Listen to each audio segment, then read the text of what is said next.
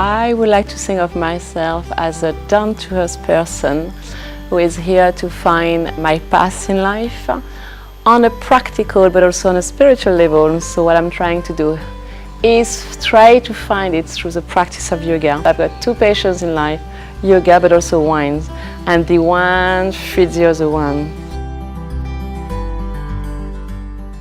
And I think nothing specific brought me to yoga. It was just as I had always been interested in spirituality. I wanted to explore actually yoga probably more from the asana, from the opening of the heart, for going through the understanding of every energy center. So I went to a yoga class, which was actually very physical at the time, and did my training in England. Like a normal person will go through a yoga teacher program. And I'm still learning, and mainly from my students.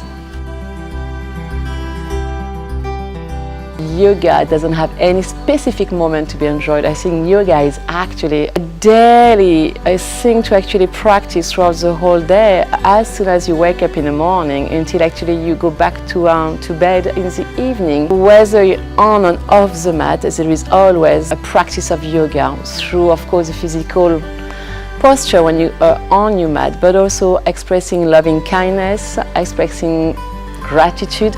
This is also very much actually what yoga is about for me. So when do I enjoy yoga? I enjoy yoga every minute of the day and as much as I can, because I need it.